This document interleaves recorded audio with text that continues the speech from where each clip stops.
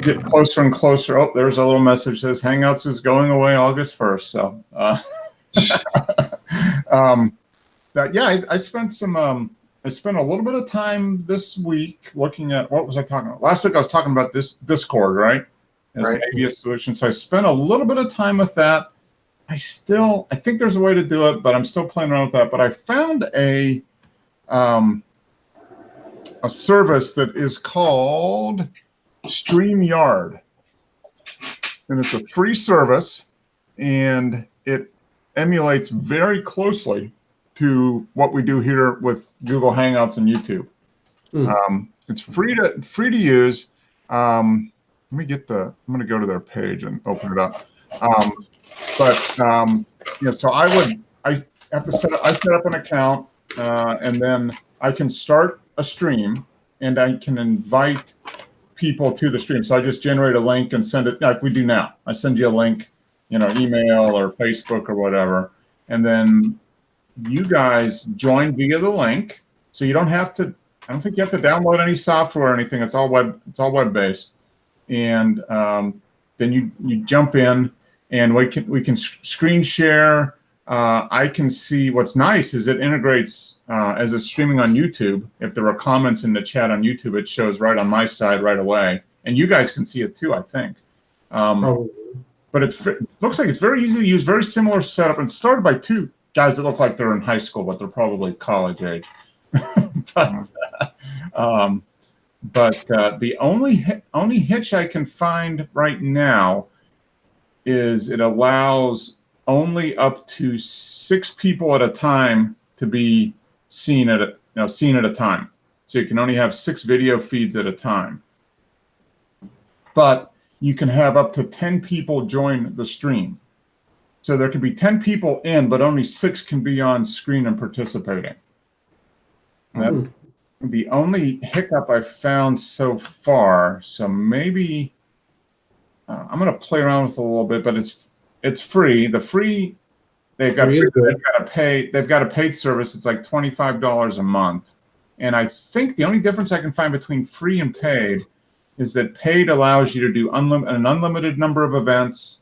You can remove their little logo that shows up in the stream, and a couple of other things, which I don't think would be that we're only doing one a week anyway. So it's not like we need, I'm not doing, things 7 days a week or something like that.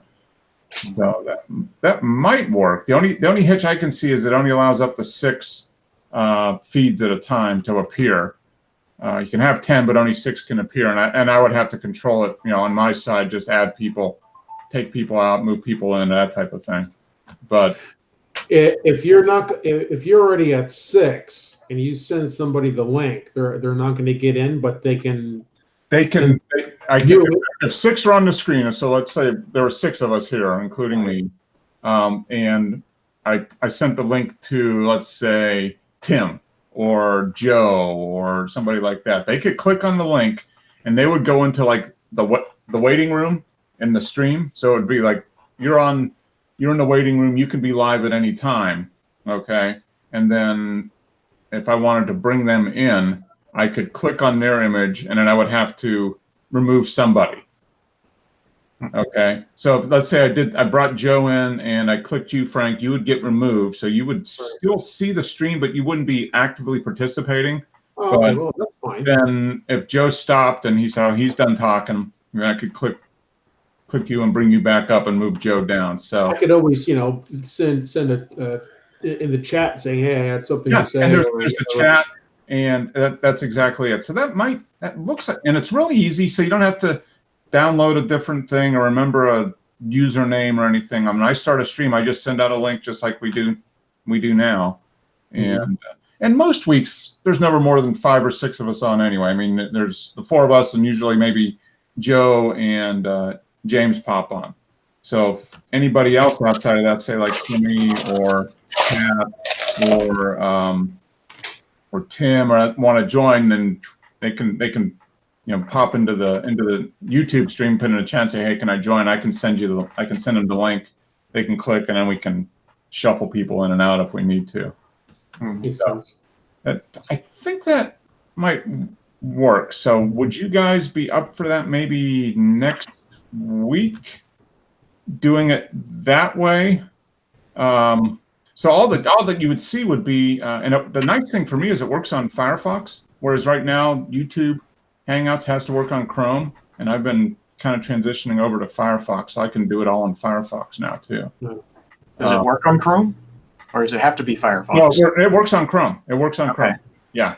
No, it works on Chrome. But maybe if we want to maybe try that next week, we'll start the Hangout here, and then we'll cancel it, and I'll start up a stream, and we can try it that way. We'll kind of do like a part 1 and a part 2 next week. If that works, kind of as a way to try it out. But it looks really easy to use. So just basically click a link, and you kind of pop up. You see the thing, and you can, and I'll see you pop in on the control panel side of things, and I can just click in and add you into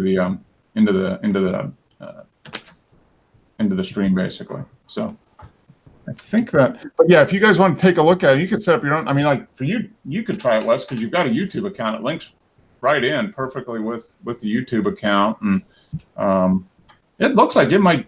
I would imagine it would get a lot of people, refugees from the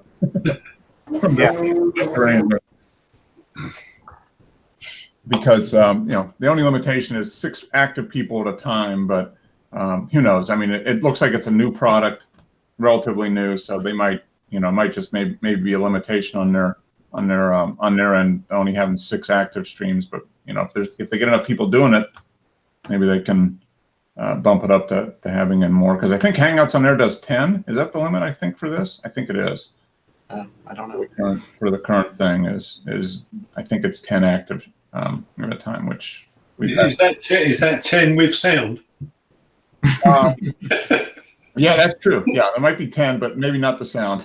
I think the most we've had on here is maybe 9 or 10, maybe. Tim was on.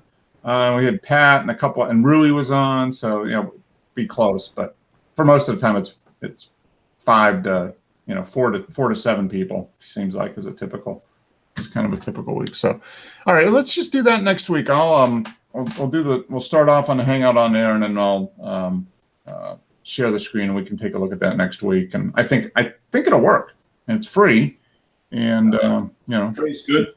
we try it for a few weeks, and if it doesn't, I'm going to keep investigating. The Discord server, and if I come up with, if it makes sense, and we can always switch. I mean, it doesn't really matter. But did you take a look at BitChute? I did. It is you can do a single stream, like a live stream with one person. I don't think you can do multiple. You can't do a group stream. Okay. Yeah, that's that seems to be the hitch for all of these. Is most of them only allow one presenter. Or GoToMeeting. Yeah. Well, GoToMeeting, a lot of them will do free, where we could have 20 people, but it doesn't stream to YouTube. That would be the other alternative, would be to use something like Zoom, or there's Free Conference, I think is one. There's a bunch that'll allow you to do multiple people, but it's only within their garden. Their own little walled garden. So to stream to YouTube, then you have to jump into a paid level typically for most of them. You could always record your screen, of course. Yeah, you could do that and post it up later. So that might be that might be another way too. But I kind of like the idea of it being on YouTube as we do it. Makes it easy. Yeah, it does. Yeah, and done when it's done. Yeah, and if people want, Certainly does. a lot of times people just want to look at it and comment or whatever, then they can do that. So it's definitely. I mean, it's not like I'm monetizing it and paying the mortgage with all the vast sums of money I'm making by streaming live on YouTube. That's enough for a 6-pack. No, not even that. Not even, No. not even enough for a 6-pack. Maybe over the last 5 years, yes. I'm cheaper Of than Budweiser, maybe. no, cheaper than this. Pabst, BBB, yeah. I need like natural light or something like that. I've never had Pabst. Is that similar to Budweiser? No, I think this is better than It's Budweiser. better, yeah. Yeah. Wow. Have you ever had Schlitz, Pabst? Those are they're not as sweet. They're a little drier, and yeah. So More with flavor? yeah, it's got. I mean, it's Definitely has more flavor than yellow Budweiser. water without overly sweet flavor. So Yeah. Okay. I'm rehydrating after that. I did a long run this morning, so that's my excuse. Rehydrate. Well, all that humidity. I actually, wow, it was kind of weird. I went out and I did a long run, longest one I'd done in a while. I did a 10-mile run, and I came back and I was 7 pounds lighter than when I left. So all that was water. Yeah.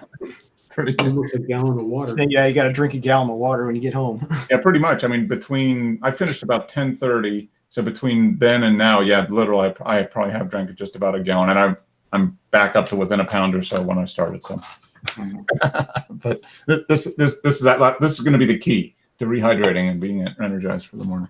So yeah, next week let's take a look at it. But yeah, it's StreamYard.com. So if you guys want to check it out and see, I think it's worthwhile doing. But we'll start the hangout here next week. We'll make sure everybody's on. It's on, and then I can start we'll start a StreamYard one and make sure it works. Especially for you, Dennis. Make sure the audio and everything works. And Yeah, we never used to have any audio problems until they changed to this system. yeah, that's true. Yeah. So, I don't know why they're closing it down, because it's crap anyway. It's kind of Google. I mean, Google they come out with a bunch of stuff, and then stuff just goes away. So Did you notice the video deteriorating as well? yeah, it has a little bit. Yeah, and I think that the video quality on StreamYard seems to be very good. I set up they allow you to set up like a test stream where it doesn't go live anything, but I set up from the desktop here. I sent myself an invite to join from my laptop in the living room, and then I sent myself an invite to join from my phone to see how it worked on the phone. So I had three cameras going, and I was able to switch around, and the video quality was good. There wasn't much lag, so it seems like it's pretty robust. So Considering you had 3 video streams going through one ISP, yeah, pretty good. yeah. So I don't know. My guess is they probably run it on AWS or something like that, some cloud, where all the apps are running. Yeah. I mean, Wes can probably speak more to that, but I'm sure it's probably a cloud-based app architecture. Yeah. I can't imagine them running their own server. They probably run it on AWS or. Oh yeah, they would have to. Yeah. If they want to scale at all, they have to run it on some sort Yeah. of distributed Yeah. system like that. Yeah. Yeah. So we'll try that next week. We'll start the Hangout Live like we do now, and then once everybody's on, we can stop it early, and I'll just start another stream on StreamYard and see what happens. It looks like it'd be a good solution, at least in the interim, until we figure out. The other stuff has a pretty steep learning curve, so I'm going to play around with it. And if it ends up being a better solution, then we can always switch. But, all right, so here we are, halfway through July. So, any new equipment left? Anything purchased? No. No, not this week. Wow. Okay. Sorry. Frank, probably not. I put a Hasselblad in my shopping cart. It's about You as- did? Okay. Well, that helps. Yeah. But that's about as far as it went. Yeah. You saw it in the shopping cart, and what was it? $15,000. No, it was only 45, but because I added a few lenses. Okay. Hey, I saw on 3 Blind Men and an Elephant. I don't know if you ever heard those guys, 3 Blind Men and an Elephant on YouTube. No. They had an amazing review of Fuji's GFX 100. Huh. 100 megapixel, 200 megabyte images out of the camera, raw images, and it does 5 frames per second in continuous AF. So it's a medium format, right? Medium format with in-body image stabilization. Okay. I mean, this thing is awesome. And how much dollars awesome is it? 10,000. Well, between 4 and 10,000, depending on whether you want 50 megapixels or 100 megapixels. The 100 megapixels, I think it's about 9 or 10, $899.99 or $99.99. I can't remember. Well, that's half of what the similar camera would be 3 years ago. So. Oh yeah, back in 2011, 10, yeah, you'd be spending 20 grand for the camera. Easy. So they say it's medium format. So what size is? How big is that? Because is it really a 6x6? No. Getting close. Yeah. They're incrementally getting that sensor larger and larger. Okay. But yeah, it's somewhere between a 35 millimeter and a 645, which is 2 1/4 by 1 3/4 inches. Okay. All right. So it may be like 1 1/2, something like. So is it a? It's not a square format. It's No, it's rectangular. It's rectangular. So like a 3:2 ratio or I think it's 4:3. 4:3. Yeah, there you go. I think the rest is right. Okay. 4:3. But still, they were saying, when you compare the image quality you get out of digital now to what you got out of film at its peak, Yeah. a full frame is giving you the same resolution as medium format did in film, and the medium format cameras are giving you the same resolution as you got out of a 4x5. It'd be interesting. I'll just have to buy one and test it out next to my 4x5 and see. Yeah. Well, speaking of testing, it's a great segue. I uploaded 6 images and a set of 3 sets of 2, and All right. each set is of the same subject. One has a filter on it. Okay. Yep. One does not, and I forgot what the name of the filter is. Hold on. And it's through. Was it Lightroom? Yeah. Okay. I do see them here.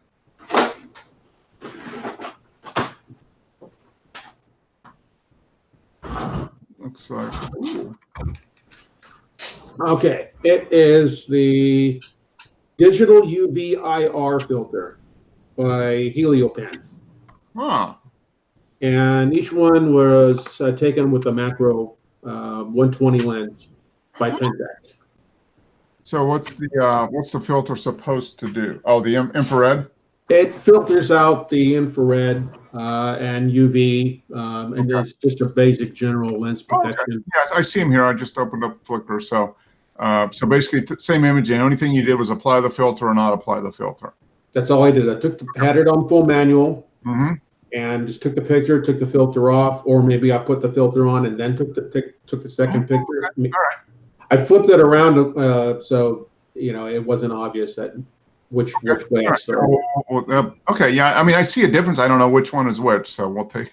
You know which one is which. I looked at them, Frank, and I see the contrast changed, didn't it? A little bit. Yeah. I just uploaded them, so I didn't even bother looking at them yet. Yeah. I mean, I can tell. I'm going with you guys. Yeah, the contrast looks a little, and the glare looks like it's reduced a little bit. Yeah, that's interesting. I mean, it's subtle, but there is definitely a difference between each in each pair. Oh, cool. Yeah, these were shot in RAW, Okay. converted to JPEG using Lightroom. Okay. And that was the only adjustment. I didn't do anything to the sharpness, didn't do anything to the contrast, didn't do anything to the color, Okay. or even the size. So these are full size RAW files with Okay. no editing. Right off of the Pentax. Okay. Right. Cool. We'll take a look at those and see. That is neat. So just that one filter. Now, is that a new filter for you, or is it a filter that you've had for a while? It's the filter that I had for a while when I first got the camera back in Okay. Cool. 6, 7 years ago. Neat. All right, Dennis, you're our last hope. Any new equipment? Oh yes, I got myself a lovely 50mm f1.2. That's the one you were talking about last week, right? It showed up. Okay. Yeah, I've been playing with it. I'll snap some images up. Yeah. Okay. All right. So Very nice. the verdict is, after a few days of ownership, is it a keeper? Yeah. It's a strange lens. I think it's going to. You could say it's an art lens, really. Mm-hmm. Why do you say that? well, the raves on YouTube about it. Especially one guy going, "This is the best 50 mil in the world." Might be a bit of an extreme statement, but yeah, he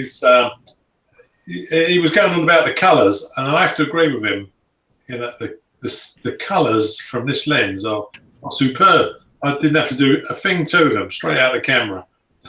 Huh.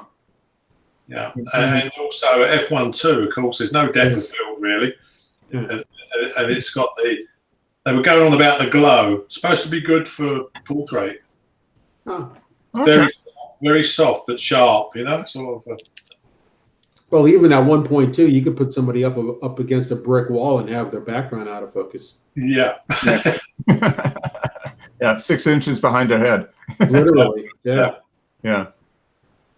Rui's in the chat and YouTube. So yeah, on StreamYard, I guess I would see it live. But cool. So all right, yeah. So you looks like you did post a few pictures with it on the camera, and some images with it. Cool. So, and you got this? Was this eBay? You got this? Oh yes. Okay. I was really surprised, Mark, because they're like hen's teeth. Uh-huh. They only came out at the end of last year, and on some of the sites like B&H and that, they were going like sold out. Next lot coming in February, you know. Okay. Yeah. Huh. Okay, so you got it from somebody who has only had it for a few months then and decided they didn't like it? Is that what the deal was? Well, I've got no idea why they sold it, whether they changed their system. But yeah. I just jumped on it straight away because it was such a low price. Yeah. Whether the guy was desperate to get some money, I don't know. But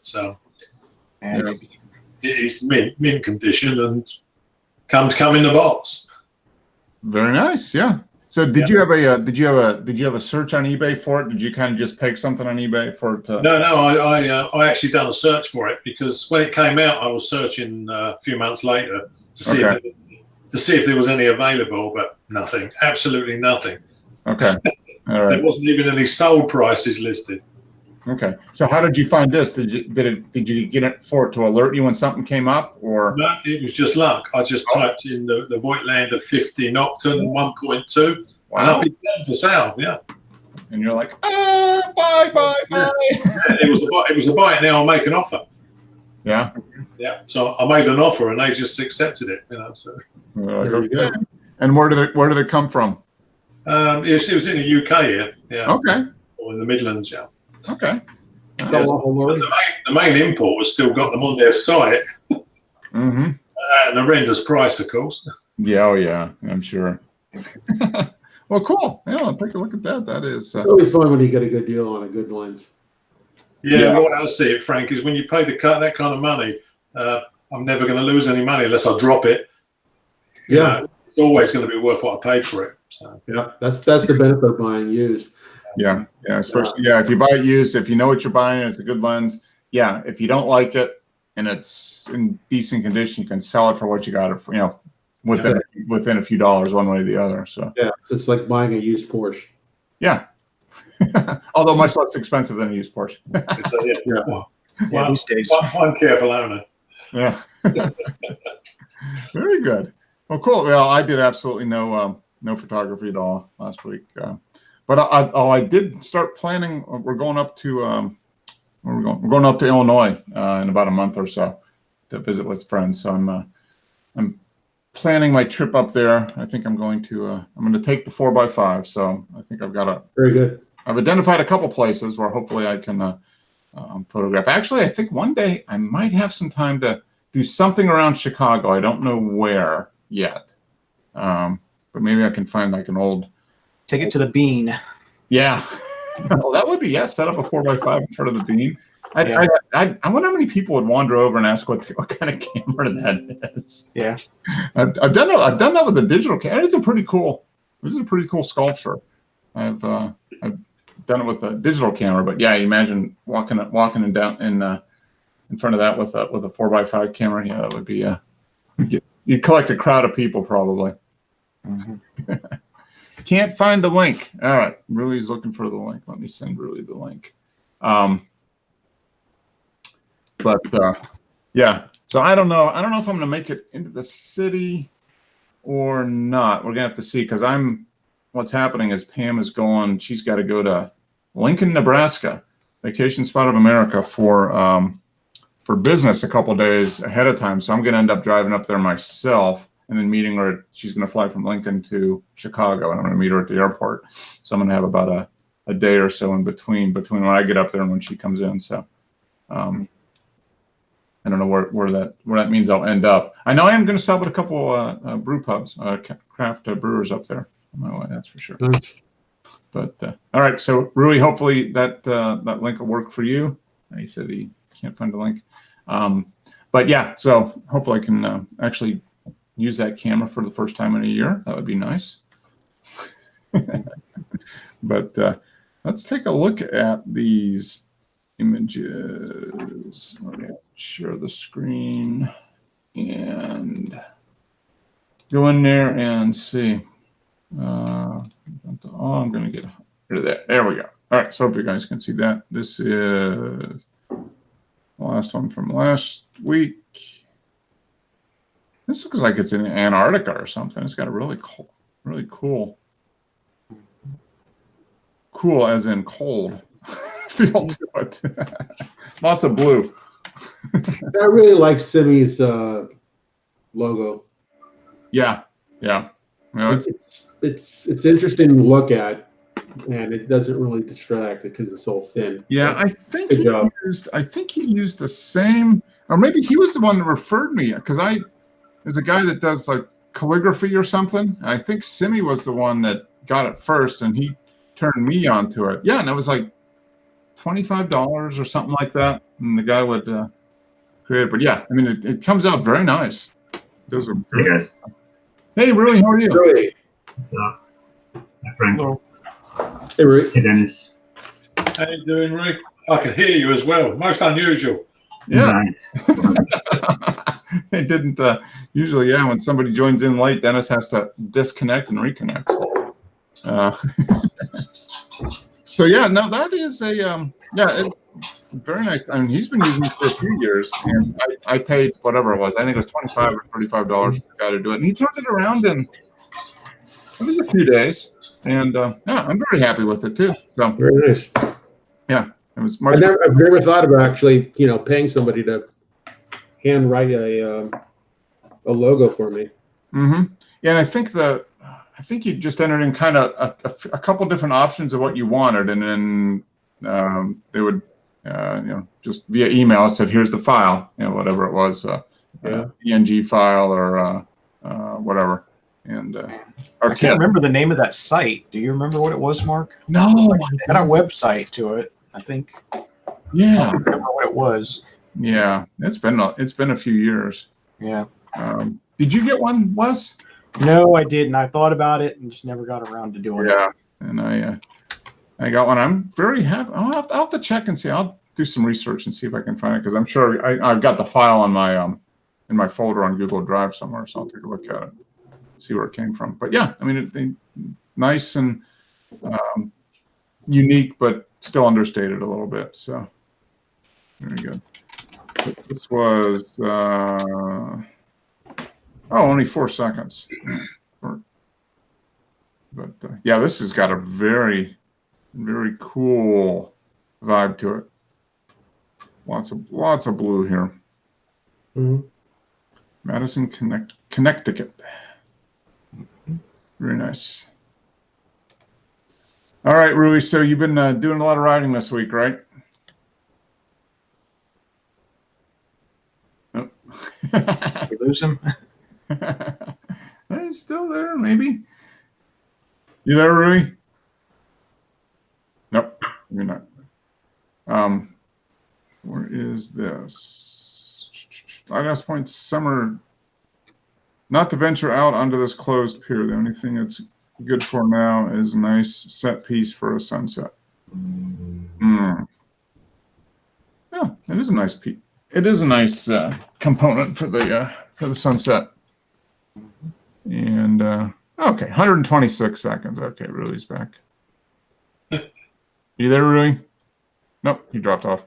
So he's back for his Simi is back for his relatively long exposure, only 2 minutes, but Yeah, I saw Tom Heaton was bragging on YouTube about his 276-second exposure this week, and I was like, yeah, that's nothing. that's like amateur Yeah, minor leagues. Hardly enough time to read a small comic book or something. Yeah, you should reply and link to one of Simi's images. The 600, Yeah. But he had a 646-second one he posted last yeah, week. something like that. Handheld. Yeah, no, it's I like this image. If one of the things that I'll never forget that one of my photography instructors told me was to not look at items as what they are. Don't look at the ocean as the ocean, and don't look at the rocks as rocks, and don't look at the pier as a pier, but look at it as form, shape, and texture. Mm-hmm. And that really helps. There's some symmetry going on between the shape of the water that's there and the rocks Mm-hmm. that I really like. Yeah, well, you got kind of, just as you're talking, I kind of noticed the rocks kind of going like that, the pier kind of going out.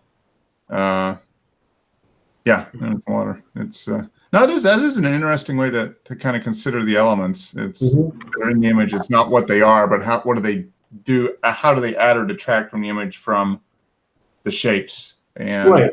yeah, Yeah, if you look at them as shapes and form and texture as opposed to what they are literally, that's the step I think you need to take to go from looking at a scene to seeing the scene. yeah. I think you're probably right.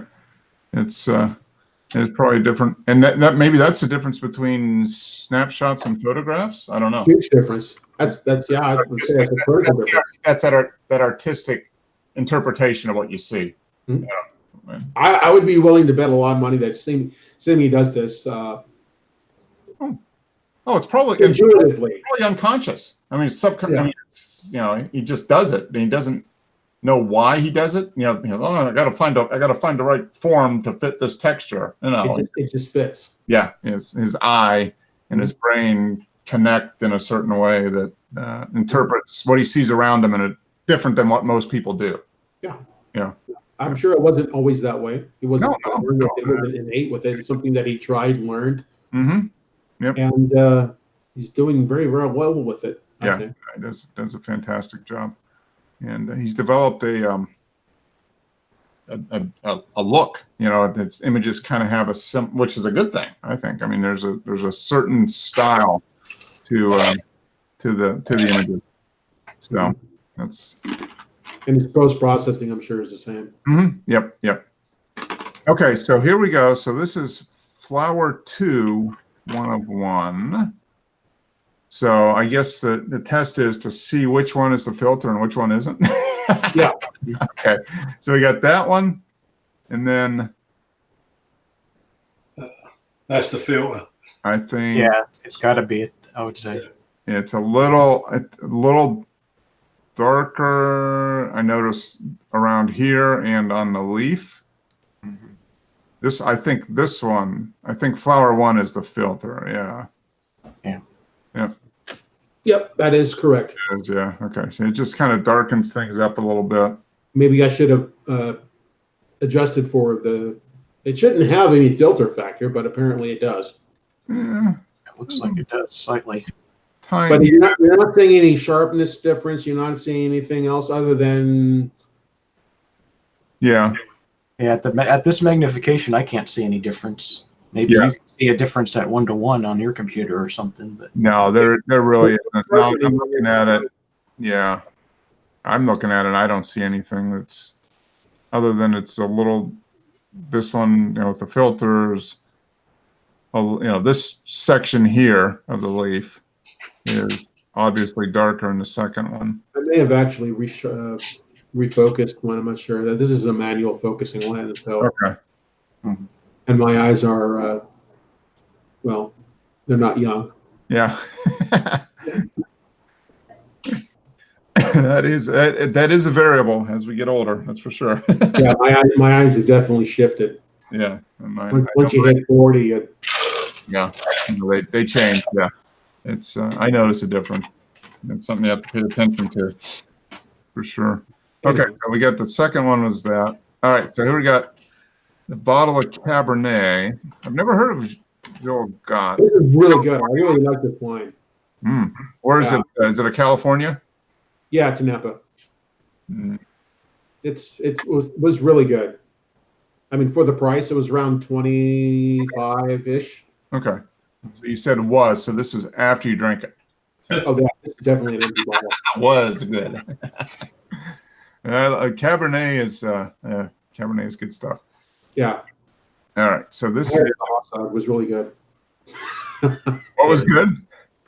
No, I was just kidding. I was saying I drank it with a hot dog. So Oh, okay. Oh, hey, you know. All right, so that's. Ooh, this one's a little tougher, I think. Although I think this one is the filter. Bottle one. One again. Yeah. Yeah.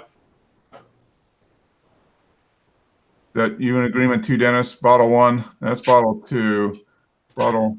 Yeah, I think bottle one is the filter again. But the only thing that's really giving it away is the exposure difference. Yeah. bottle one is without the filter. Is without. Okay. Huh. And it's darker. The flower, the one that was a little, just a smidge darker, was the filter. So this one is without. Yeah. Oh. That's without. So this is, okay. Now what's the difference in this area up here? Kind of this, not quite blown out. It's tough. The thing I kind of noticed was this section over here got a little. So far from what I'm getting is the filter is doing its job as far as protecting the lens and not degrading the image. Mm-hmm. It's probably affecting your white balance. Maybe. Hmm. And it's the camera that I'm using. It uses a CCD sensor instead of a CMOS, so it reacts different to the colors than a CMOS sensor. Okay. But still, so then I figured I better take a picture outside and just see and have some trees with a bright background to see if there's any difference in around the edges. I think the image is a bit overexposed, actually. Okay, so this is But true. nonetheless, I metered off the green and just put the green leaves on middle gray and just. Okay, But still, it's a bit over. so that's one. I think. Ooh, that's a little bit. I think the first one is with the filter. I think the second one was the filter. Okay. One or two. Why do you say why do you think that, Dennis? I think it's a little bit crisper. It's slightly darker, or whether it's just an illusion. Yeah, I think this first one is, and I'm looking at this little tree over here. Yeah, I mean, it's the contrast. The contrast seems to change in the second one. Let's see. Ooh, okay. So now that you mentioned that, then, so I'm looking now. If I look at this Yeah, here, that's Can you zoom in on that? Can you zoom in on that area? this one's a little lighter. The trunk is a little. There's not as much. I don't know. it's This section here is a little darker in this one, whereas the other one is a little lighter. I don't know. It's one thing for sure. The filter's not making a lot of difference. No, True. it's True. subtle. Yeah, it's pretty subtle. And if you looked at the Heliopan's marketing, they give you some sort of comparison that shows a sharpness increase with the filter. No, so I'm thinking that it is. Oh, wrong one. I'm thinking that tree one is the filter. That is correct. Oh, no, I'm sorry. 2. Is 2 the filter? Which one is this? This is Trees tree 1. Trees Yeah. 101. It's with the that's with the filter. That's with the filter. Okay. It's And- close. And But the second one is without the filter. yeah. See this one, this area here, that's what kind of popped out to me. This little section has got a little more gray in it. Well, that one doesn't. So interesting. It is a subtle difference, but it's definitely a difference. Mhm. That's for sure. Huh. Interesting. So how many do they recommend that you leave that filter? Do they have a suggested scene that the filter is better for? Like bright sun, filtered, how do they? I'm not sure. Okay. I've read the literature, but based on the name, you would expect them to talk about how that filters out UV light. Yeah. What was the value on the UV filter then, Frank? Was it 0? Oh, the filter factor? Yeah. I assumed it would be 0. I've never noticed the difference, but apparently there's just like a third of a stop at least. Yeah, because being a digital camera, it shouldn't be affected by UV filter anyway, because it's already got it built in the sensor. Exactly. Yeah. This is a 67 millimeter filter, and it's been a while since I paid the price. Yeah, that's why they sell. They're just lens protectors now. They don't need UV and infrared filters on a digital camera. It was only for the film cameras. Mm-hmm. Yeah, I didn't pay this amount because I know the distributor personally. Mm-hmm. This is a $170 filter. Wow. Wow, that's expensive. No Yeah. shit. Yeah. Yeah, you start getting into, as you say, it was a 67 millimeter filter. So yeah, you start getting larger. It gets. But imagine what like an 82 millimeter filter would be. That'd probably be $250 for that. Yeah. 256. Ooh. Okay. Neat. Yeah, it adds up. Filters get expensive, especially once you get a little bigger diameter. You get Right. And then you got to, at 256, I mean, then you got to say, well, hell, why would I use the filter when it's actually cheaper to replace the front element of the lens if I send the lens off to Canon, Nikon? It's true. What's the point? Yeah. Then I need a filter to protect my filter. Yeah. End up with like 10 filters. Okay, I'm ready. Yeah. Yeah, $100 for a 52 millimeter. That's ridiculous. Yeah, it is. But then again, you've But got it's that. it's a Helium pen. That's a brand. That's like the Hassel. It's a high end filter. It is, and who knows? Maybe Hoya is just as good for about Half. one third off. Yeah, And probably. some of Hoya lenses or filters aren't cheap. Yeah, it is So- true. It's not a definitive test, but certainly it shows that the Yeah. difference is so minor that it's definitely not worth the price. Does make a difference. No, if I had to do it over again, I wouldn't buy them. Yeah. That's what I was gonna say. Is it really 170? Is it that much of a difference that it's worth the money to have? I don't. Yeah. I think I paid somewhere on half that. If Yeah. that. Yeah. All right, Dennis. So speaking of filters, looks like you filtered out all the sun in this one. Yeah, there's. I don't know if you guys have ever had any luck with 500 PX. I've had a few things hit, but you're going to say this got like 28,000 likes or something on 500. Yeah, no, I put this on after I played with it in the GIMP Mm-hmm.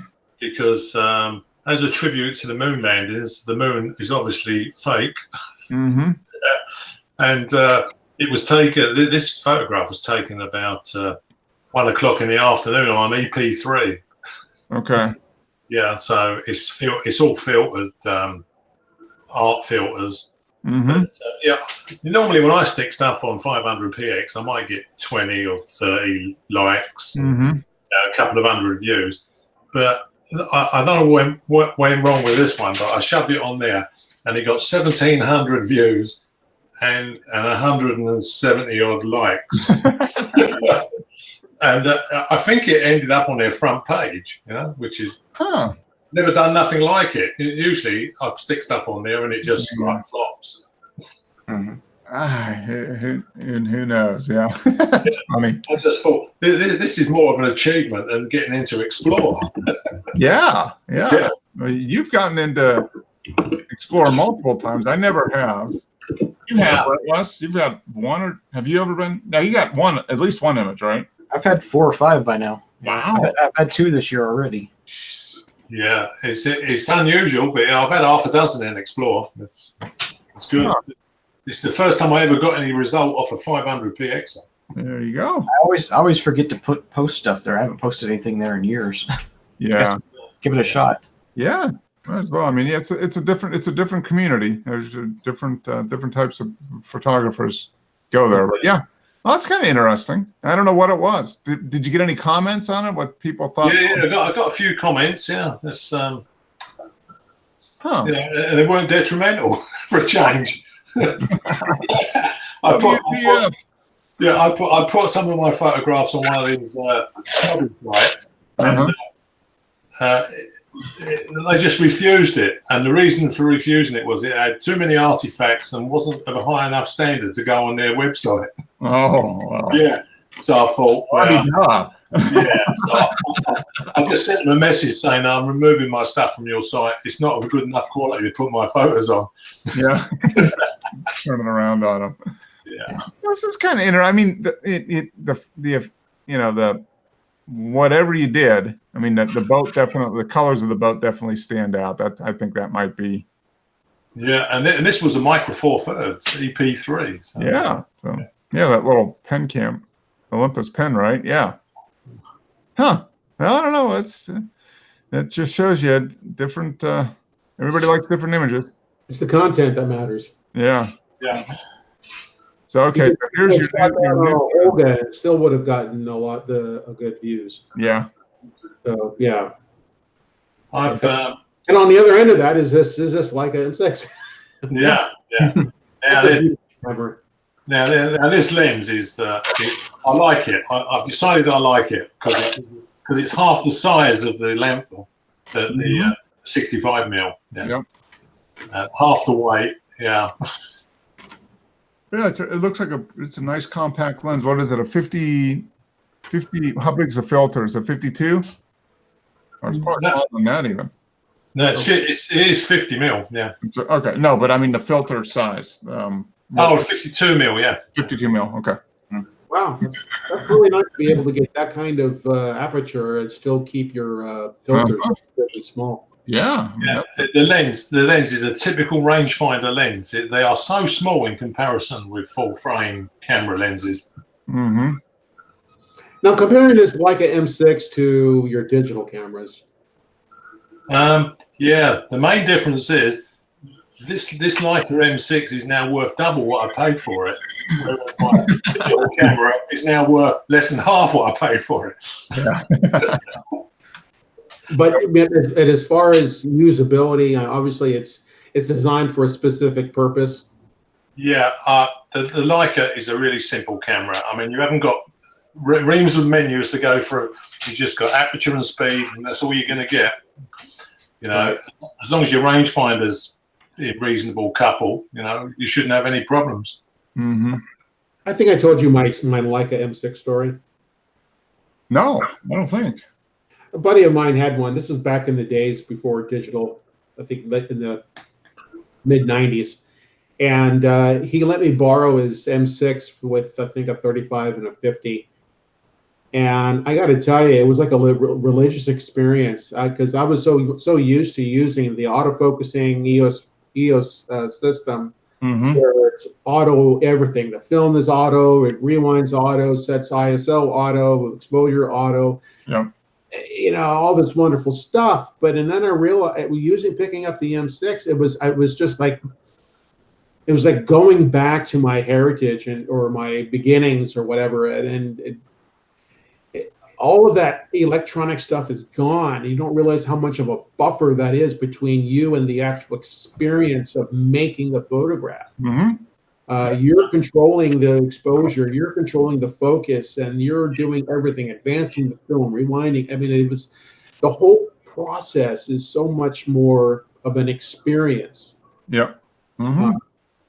Well, I'll tell you, Frank, that's a small camera. It is. After taking the digital out, when you take this out, it's like you've got a pocket camera. Yeah.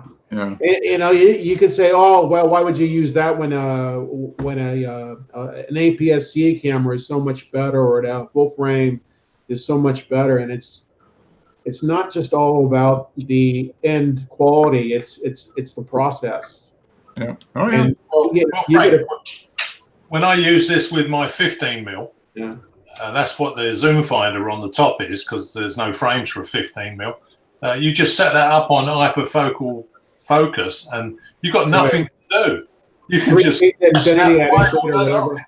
Yeah. You don't even have to focus the thing. Yeah. Just point and shoot. Yeah. I did that. I did that when I was shooting, parties. I had to shoot a prom, and I just set it to hyperfocal, and I knew I was getting about 4 feet to 10 feet in focus. So I'd tap someone on the shoulder, step back, take the shot, and never focused. Yeah. It makes life so much easier, especially for street. Yep. Oh yeah, definitely. Out wandering around. Yeah. Now this is a comparison. That's Okay. the 65mm is the great big lens, but what weighs a ton. It's a lovely lens, but that's for the Sony E mount. Mm-hmm. Whereas the Leica M mount is the 50mm f1.2. Yeah. Yeah. It is so small for an f1.2. I was expecting a bigger lens than that. Mm-hmm. Yep. And the one on the left is made by whom? They're both Voigtlander. Oh, they're both Voigtlander. Okay. Yeah, Voigtlander make the E mount especially for the Sony, and that lens is absolutely superb. Now, is it going to be bigger because it's an APO lens too? Do you think? Yeah. This lens has got no chromatic aberrations whatsoever, and I think that normally requires a little bit more glass to do that. yeah, you can see the RGB on the symbol on the front light. All the colours focus precisely the same. There's no fringing anywhere, and wide open. It's sharp as a pin from corner to corner. Yeah. No, that's an interesting, huge. I mean, not that big. 50, 65. I mean, there's a dip, but yeah, the size difference is pretty obvious. Now, I'm sorry. If you go back just for a second, you take a look at the depth of field scale on those lenses, and that is that based for film? Because if you start shooting, let's say with an A7R, which is like 42 megapixels, that depth of field scale is going to be off. It's going to be, your depth of field is going to be narrower than what that scale tells you, because the resolution of the sensor is so much higher than, say, film. That's what I noticed on my cameras. Yeah, I think it's not optimized for a Sony. Right. You can actually buy a Sony eFit version. Oh, can you? Okay. Yeah, which is it's a slightly larger lens, and also it's been set up for the thick filter stack on the Sony, because that's what pulls the Sony down. It's got such a load of thick filters in front of the sensor. It causes bending the edges. Whereas this is optimized for a digital camera, but a Leica one. Yeah, because it is Leica fit. But for my purposes, I've got the Voigtlander close focus adapter, so I can use it on all my cameras now. Be interesting to know the science behind that. Just, what does that mean that it's optimized? Well, Sony have got such a thick filter stack in front of their sensor. It causes blurring at the edges of the picture and vignetting. Yeah, when you buy a Sony, like the 65mm, is made for the Sony. It's optimized for that thick filter stack. So it's got a different element somewhere in there. Yeah, I should imagine the rear element is customized for their stack. I think the Sony filter stack is 2 to 3 times thicker than the than the actual Leica digital camera. So you're talking about like the Moire filter and everything else, the UV filter that's literally on the sensor. Yeah, in front of it. Yeah, because there's a company out there what will take your filter stack off of your Sony sensor and replace it with an ultra thin one. Oh, okay. Yeah, but some guy put some photos up and he said after all the expense of having it done, he didn't see that much difference. Which is, That's the benefit of not being the first one on the blocks to do something like that. Yeah. It's I think really, unless you're an absolute expert, yeah. no one's going to be interested if it's got slightly blurred edges. No. You're looking at that extra 1% or something like that. Yeah. Yeah. But the 50 mil is very sharp. As we're gonna see here, because I'm assuming these images are taken with the 50 mil. Then. Yeah, this is the 50 mil wide open at Okay. f1.2, and I focused on the right hand flower. Okay, so you focused on this one. Yeah. And they were going on about the glow it gives at 1.2. Uh-huh. Now, what kind of post processing did you do with this particular image? I didn't touch the colours whatsoever, Frank. All I've done is I sharpened it up because it was a raw file because they come out quite soft. Right, but there was no like glow filter or anything like that. This is what it does out of camera. Nothing gone on this. This is straight out of the camera. That's fucking awesome. I'm Yeah. sorry. Excuse my French. No, it is. Yeah, it is. Yeah, like Artificial light or natural light or what? No, that's out in the garden. Yeah, just yeah. Overcast or something like that. Early morning, late evening. Yeah, see, the guys on the YouTube were going. He was just going like, "These colours are awesome," and I've done nothing to the colours, and look at the way they come out the camera. yeah. And the contrast changes. I put a few comparisons of ones taken at f2, and Okay. you can immediately see the sharpness and the contrast change. Mm-hmm. Yeah. So this one. Yeah, this was wide open at f1.2. Okay, so the one previous was the same one. Another one. No, that's the 1 point. That's the 1.2. The That's one you 1.2. see, Mark, is the f2. Okay, so this one's F2 then. Okay. See Wow. the difference? Yeah. Yeah, look at that. That's huge. Yeah, there's a big difference. And that's all you did. You just changed the. Yeah, that's all I've done. The camera was in the same place, and I just switched it to from f1.2 to f2. Correct me if I'm wrong, but what I'm seeing at 1.2 is that the bokeh is almost like a swirl pattern. Remember those that old series of lenses that was at a front? Yeah, that's what the guy was going on about. He's going like it's smooth, creamy bokeh through a fog. Yeah. This is the kind of lens that I would buy the camera that this fits on, regardless of what the camera does, just so I could use this lens. See, that's why the guy sits there and goes like, I've got loads and loads of 50 mil lenses, and this is the best lens, and this is the best 50 mil in the world, he goes. Yeah, if you want to talk about lens porn, this is Yeah. Yeah. And he says like us, I'm going to get another strike on the channel.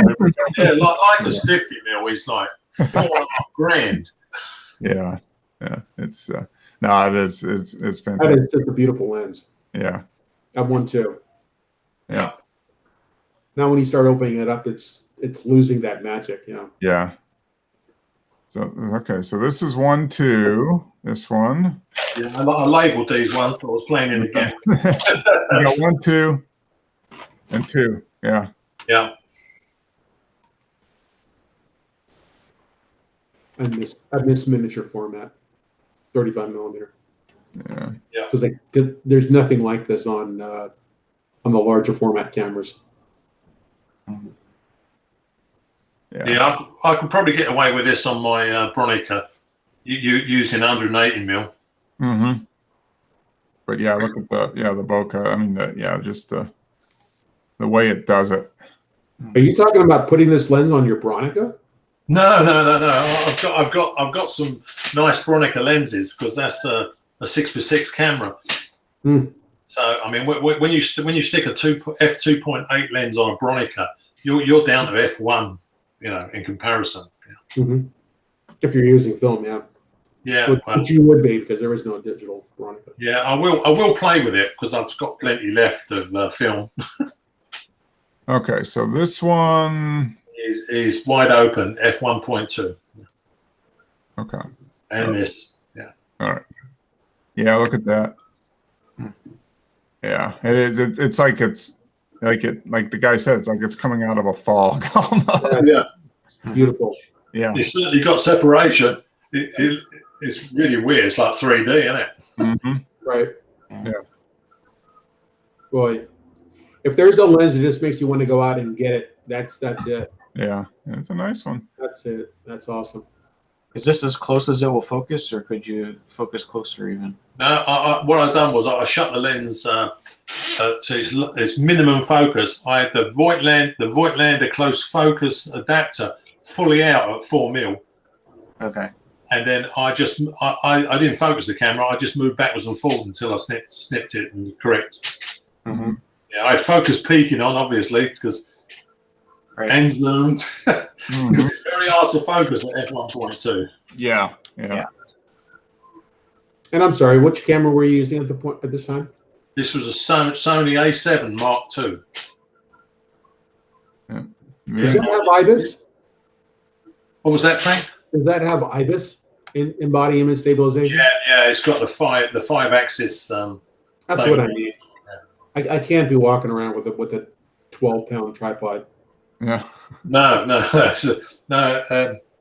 It's quite good, and of course, some of the speeds were up to like 8,000 in the sunshine. I'm going to have to buy a filter for this lens because apparently it's a optimum focus. Is like sharpness is around 2.8 to 4, the best in the lens. Mm. Yeah. That's beautiful. The contrast in that lens is just awesome. Yeah. It's obvious quality. The quality of the lens is pretty obvious. Yeah. Well, I mean, Frank, if you have a look on YouTube and see the guy, he's got like a Greek name. I thought he was going to have a heart attack. He was so excited about this lens. This one was not taken with the 50mm. Yeah. No. This was. I switched this to black and white for street, and this was taken with the Voigtlander 15mm. The 15mm. Okay. Yeah, and I used GIMP's fuzzy edge framing. Oh, okay. All right. So it gets that little. All right. Yeah. Yeah, you can tell. Look at the guy's shoes. He's got his shoe kind of takes on a clown shoe kind of character right there. Yeah. That's what you get when you use a 15mm. Yeah, he's probably only a foot ahead of you too. I mean, yeah. Yeah, I was probably standing next to him. Yeah. No, but that, I mean, yeah, it's nice wide angle. Yeah, it's perfect for walking. I mean, for these kind of things, city scenes, walking around. Yeah, very nice. Yeah, especially if you can make the distortion work in your favor. Mm-hmm. Yep. Yeah. You really can bend it. If you don't hold that camera square, you're going to get some pretty distorted photographs. Yeah. But like you said, Frank, if you find something that really benefits by having that distortion, it's it would add some interest to the.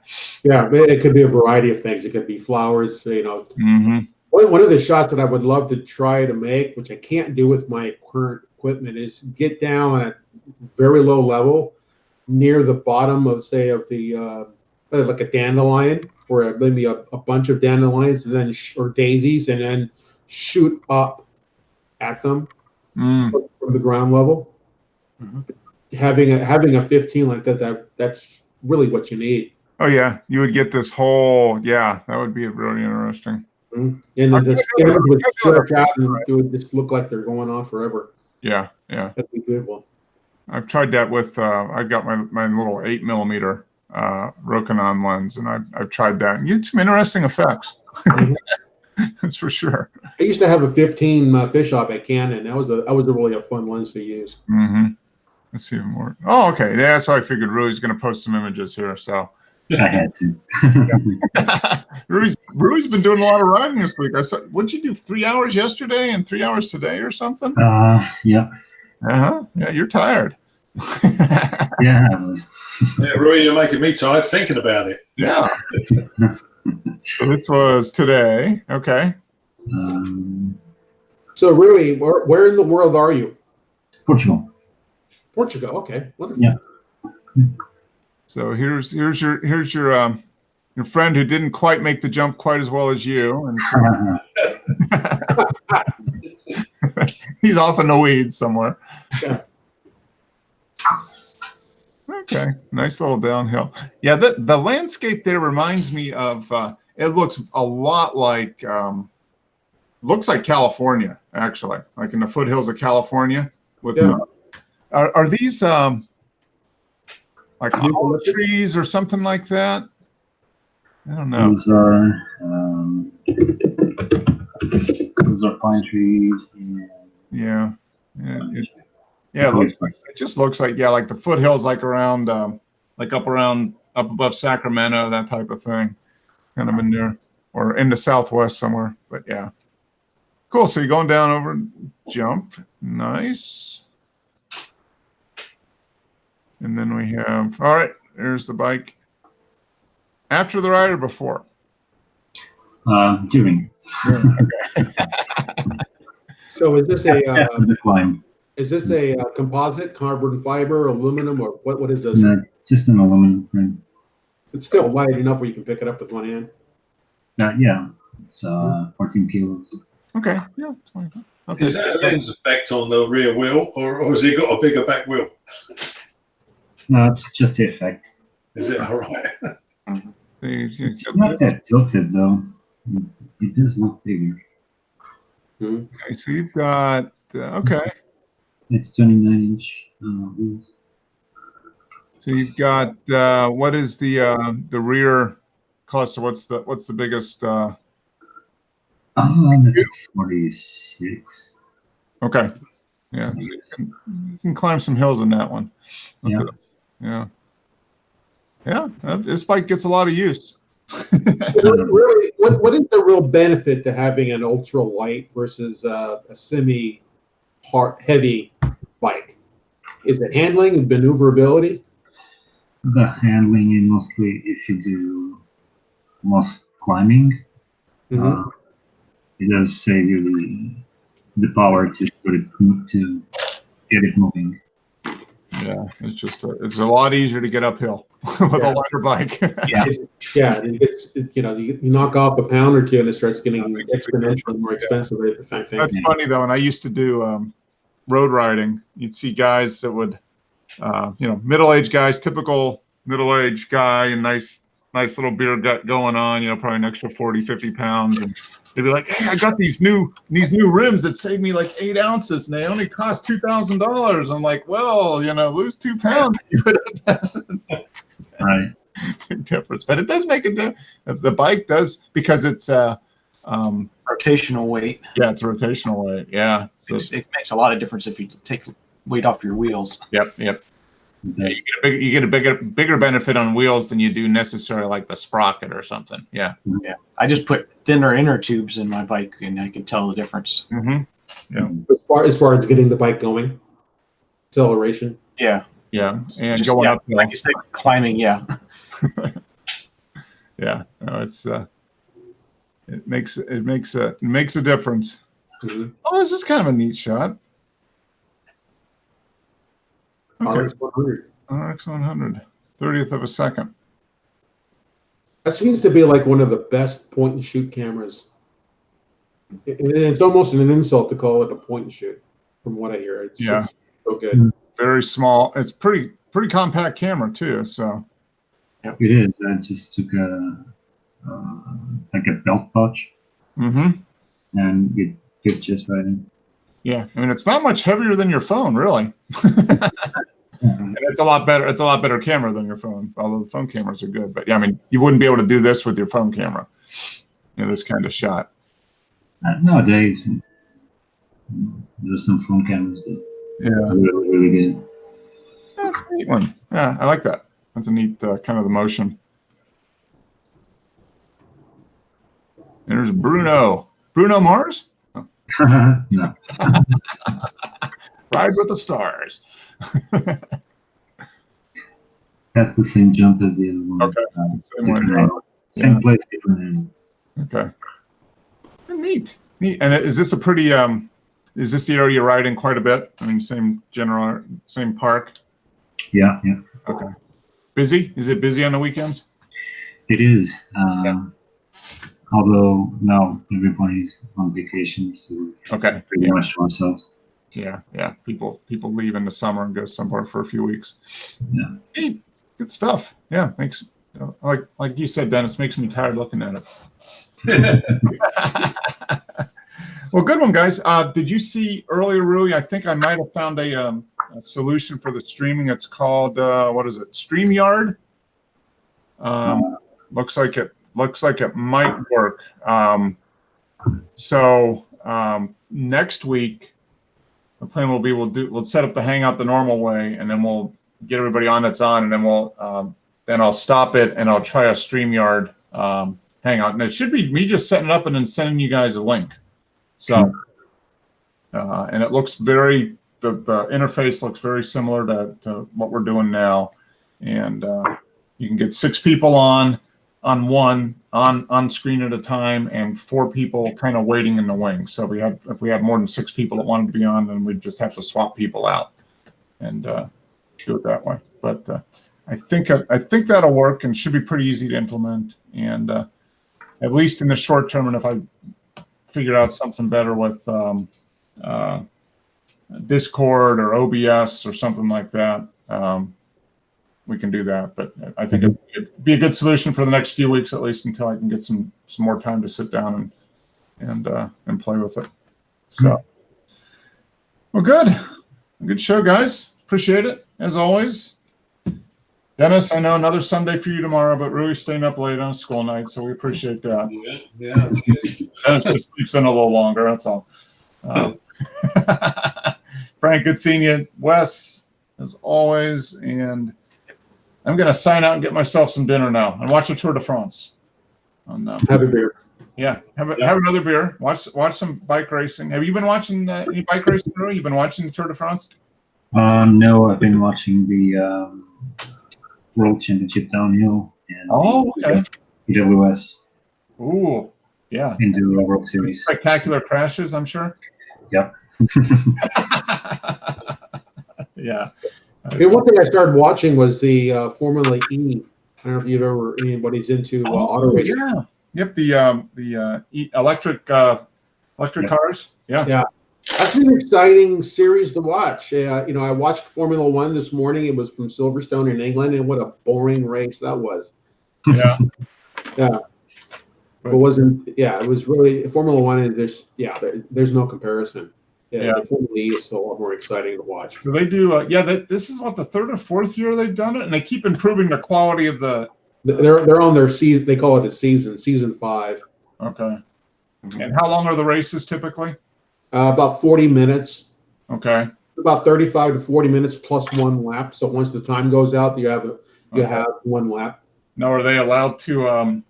Can they switch batteries? No. It's They're stuck to 1 battery, and if they run out of juice, they're done. And I think they're on their 10th or 11th race of the season. And I just started watching reruns of it. And on the 5th race, there were about 3 teams that run out of power on the last lap. Ooh. Yeah, it's pretty interesting.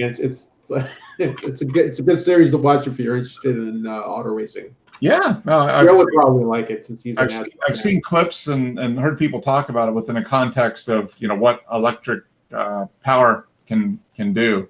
Uh-huh. They're getting a lot better with the design. They're getting a lot more power out of smaller batteries, more efficient motors, and all that type of stuff. So, well, when you consider a Tesla for 120 grand is better at 0 to 60 than a $250,000 Ferrari or Lambo. Yeah. Well, even the Model 3 now, the performance series of the Model 3 is, it'll do what, 3.5 seconds or something like that to 60. Yeah. Yeah, which is insane, considering the price. I You mean, can get that for 50,000, 55,000, something like that. So still expensive, but comparatively pretty. yeah, but try getting that kind of performance out of a gas engine. Oh yeah. Powered car, and You're you're spending considerably more. Yeah. Mhm. Yeah. Well, you just wait a few years, a couple years, when the Model 3s come off lease, then you just buy them then. there you go. All right, guys. Good show. Next week we'll start on Hangouts, and then I'll get things set up, and then we'll try do the second half, try the StreamYard and see how it works. I think it'll be a good answer, at least in the short term. And if something better comes along, we can always move to that. But So is it something that we need to sign in when make an account, or we Nope. just click I on the don't think so. Nope. I think I just send you the link. You click on it. It pulls up the thing. You log in, and off you go. So yeah, which is what's appealing. You don't have to set up an account to do it. I have to set up the account to initiate the stream, but I can invite people by sharing a link. So, Yeah, but with GoToMeeting, you have to put in that meeting code and that sort of thing. yeah, no, this is just, I just send you a link just like this. You click on the link, it opens up the app, right? Streams right in. You Awesome. type in your name, and off you go. So it should be pretty simple. So Dennis, you made me very, very, very jealous of that 15. Yes. Yeah, sorry about that, Frank. Man, that is a beautiful lens. yeah, it is a beautiful lens. I'm sure. I know you was anchoring after an A7 at one time. I was actually, after seeing that review of the GFX 100, I was kind of drooling off that, but man, I would, yeah, gladly give up those 50, 60 megapixels for a 40 megapixel camera that can utilize that lens. No, it's a very nice lens. I'm sure you'll have a lot of fun using that lens then, and it's going to be that. Now, did Tim come to you and said, "Make sure I want that to be in the will"? You just Yeah, probably. But I'm going up to London tomorrow to Kew Gardens. So yeah, Dennis, you want to adopt me maybe? And okay, so you're going out to the gardens tomorrow, so you should be able to get some good shots in, I would think. Yeah, what I'll do, I'm only going to take the 50. Okay. Yeah, so I'll have to make do. Yeah. There's something to be said for just showing up with one camera and one lens, and then you got to do what you got to do with what you have. Yeah, that's an awesome experience. I might take the Leica film camera as well, though. Okay. Just in case. Yeah. Well, have fun in London tomorrow, Dennis, and everybody else have a good week, and we'll be back here next Sunday and go from there. Great show. There you go. Thank you. See you later. Cheers. See you guys. Okay.